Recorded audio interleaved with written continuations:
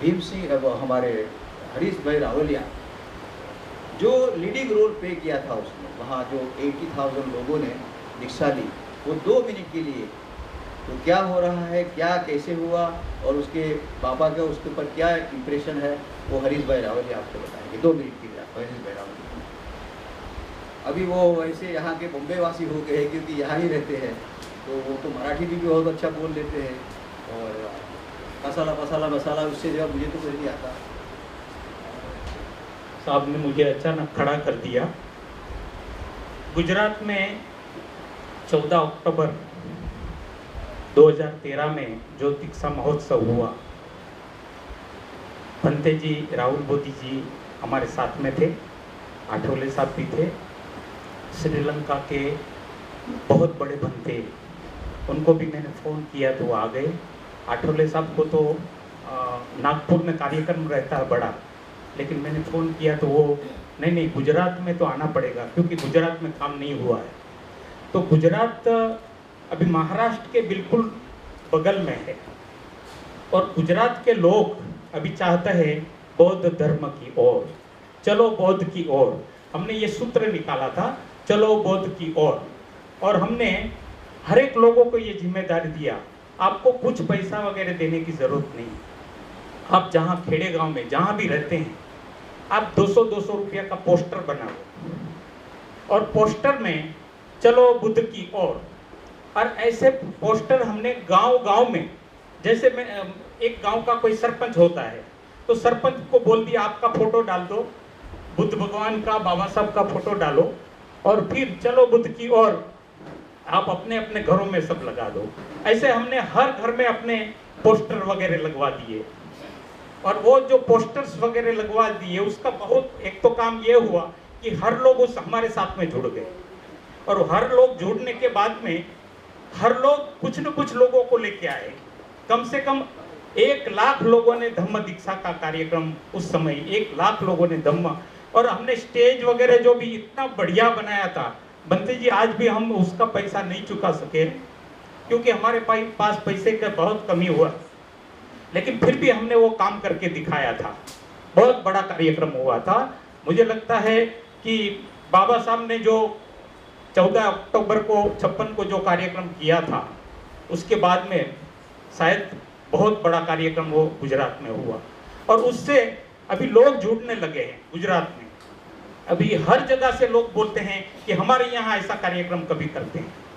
तो मैंने गौतम जी से बात किया था, मैं बोला ऐसा ऐसा कार्यक्रम हुआ, उन्होंने इंटरनेट पे देखा, इंटरनेट पे भी सब उनको मालूमात हो गया, तो उन्होंने सोचा कि एक बड़ा कार्यक्रम ऐसा सूरत में भी होना चाहिए।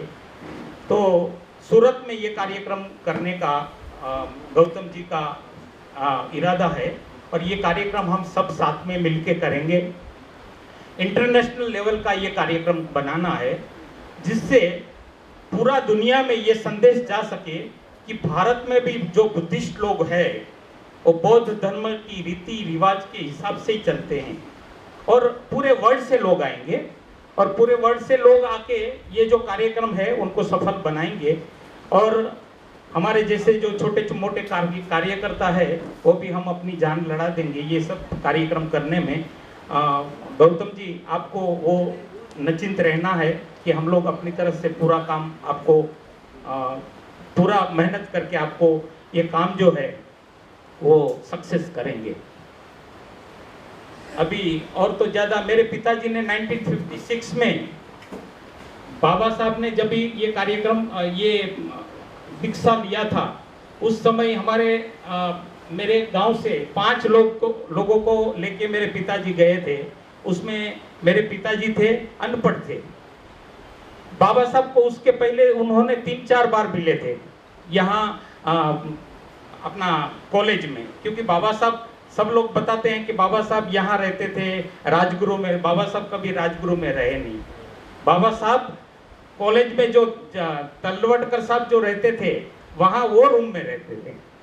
बाबा साहब ने राजगृह बनाया लेकिन बाबा साहब कभी राजगृह में रहने को नहीं गए, वहाँ पुस्तकालय बनाया था बाबा साहब ने।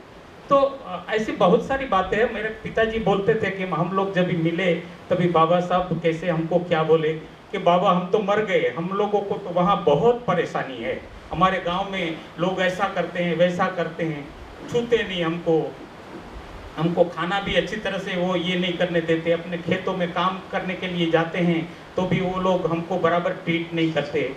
तो बाबा साहब तो फिर जिंदा क्यों है? ये मेरे पिताजी मेरे से बात करते थे कि ये ऐसा ऐसे, बाबा तो फिर जिंदा क्यों है? मर जाओ, मरने को तो आता है कि नहीं, मर जाओ। या तो जिंदा रहने का है तो सिंह की तरह जिंदा रहो, नहीं तो फिर मर जाओ। ऐसा बोला बाबा साहब ने हमको वो समय बोला था। मेरे पिताजी ने मैं बता रहे थे कि बाबा साहब सोए थे तो फिर हम लोग उनके पास में बैठ गए और उनके फिर पाँव वगैरह दबाने लगे। तो पाँव वगैरह ये सब मौका इसलिए मिला कि परमार गुरु जी नाम आप जानते होंगे, पीपल्स एजुकेशन सोसाइटी के वो चेयरमैन थे और वो मेरे अंकल थे। तो उनकी बदौलत बाबा साहब को मिलने का मौका मिलता था, नहीं तो बाबा साहब को उस समय भी किसी को मुलाकात नहीं होती थी। ये हमारा अहोभाग्य था। तो मेरे पिताजी ने फिर वहाँ अभी हमारा छात्रावास है जिसमें 200 बच्चे पढ़ते हैं फ्री ऑफ कॉस्ट। कुछ भी बच्चे लोग आजू बाजू के गांव के जो लोग हैं उसके बच्चे पढ़ते हैं। फिर वहाँ हमारा कॉलेज है, प्राइमरी से लेके हमने कॉलेज तक अभी चालू किया है और बिल्डिंग भी इतना खूबसूरत बिल्डिंग बनाया है कि आप देखते रह जाएंगे। हम किसी से कोई पैसा नहीं लेते और न किसी से हम मांगते हैं। हमने आज तक कोई भी भाई बोले हमने आज तक किसी से एक नया पैसा कभी लिया नहीं। तो ये जो है ये डेडिकेशन का काम है।